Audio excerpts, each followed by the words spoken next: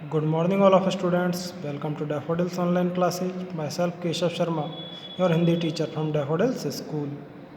तो उम्मीद करता हूँ बच्चों आपने अपनी ऑनलाइन एजुकेशन शुरू कर दी होगी।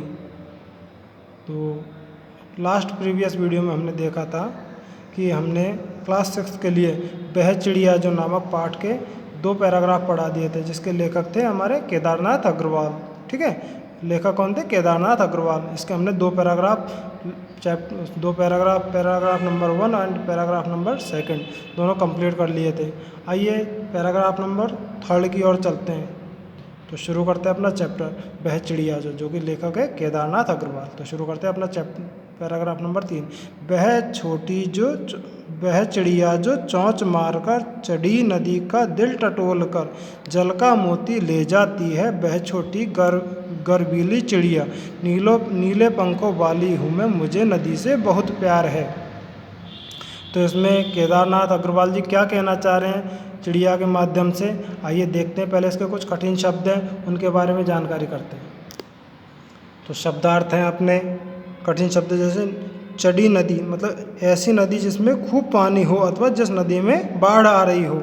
मतलब चढ़ी नदी मतलब कि जो उफान पे हो नदी, उस नदी के बारे में वर्णन किया गया है यहाँ पे। ठीक है, तो आगे है अगला दिल टटोल कर। दिल टटोल कर का अर्थ होता है दिल की बात जानकर, पानी में चोंच डालकर। ठीक है, अगला है जल का मोती। जल का मोती होता है जल की बूंदे। ठीक है, गर्वीली का अर्थ होता है गर्व करने वाली या अभिमानी या स्वाभिमानी, मतलब कि अपने ऊपर गर्व करना, स्वाभिमानी होता है। ठीक है वो। तो आइए इसके संदर्भ और प्रसंग की ओर चलते हैं। तो संदर्भ क्या कहता है कि प्रस्तुत काव्य पंक्तियाँ केदारनाथ अग्रवाल द्वारा रचित कविता वह चिड़िया जो से ली गई है। इन पंक्तियों में कवि ने अपने भीतर की कल्पित चिड़िया के माध्यम से अपने साहस व स्वाभिमान को प्रकट किया है। ठीक है, तो कवि ने इस चिड़िया के माध्यम से अपने स्वाभिमान और अपने साहस को प्रकट किया है। तो आइए व्याख्या देखते हैं इसकी। प्रस्तुत पंक्तियों में कवि के अंदर की कल्पित चिड़िया गर्व से कहती है कि वह उफनती नदी का जल ऐसे ही नहीं पीती, बल्कि वह पूरे साहस के साथ नदी के हृदय की बात को जानकर सीधे नदी में अपनी चोंच मार के पानी की बूंद रूपी मोती लेकर पीती है। मतलब वह क्या कह रही है चिड़िया कि गर्व से कहती है कि उफनती नदी का जल ऐसे ही नहीं पीती है, मतलब उसको डर नहीं है इस चीज़ का।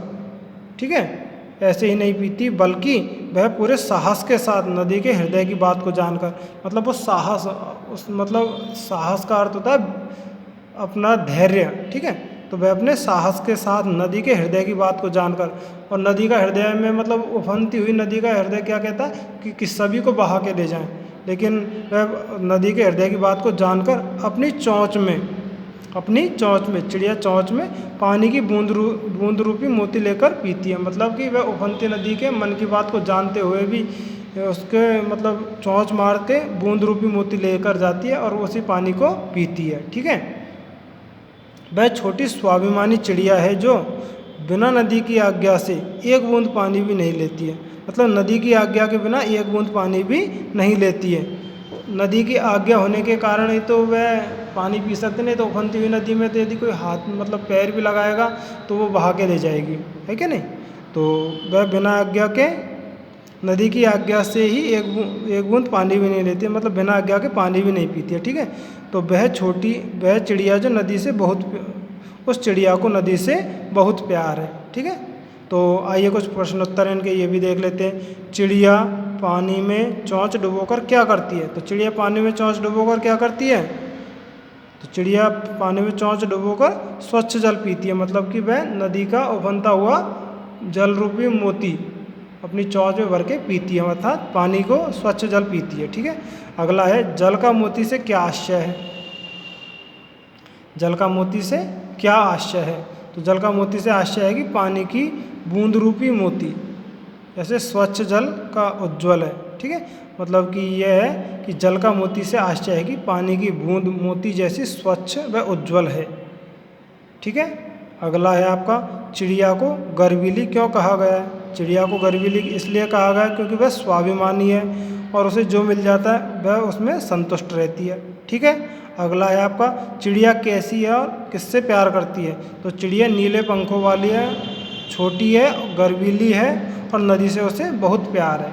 तो ये कुछ प्रश्न उत्तर थे आपके, जिनको आपको अपनी बुक के अंदर करने हैं। और इस पाठ्य पुस्तक के कुछ प्रश्न उत्तर हैं जो कि आपको बुक के अंदर दिखाए गए हैं। जैसे कविता से, पाठ्य पुस्तक के प्रश्न है कविता से।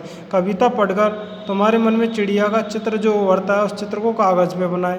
तो विद्यार्थी स्वयं इस चित्र को बनाएंगे। अगला है, तुम्हें कविता का कोई और शीर्षक देना हो तो क्या शीर्षक देना चाहोगे? उपर्युक्त शीर्षक सोच के बताओ।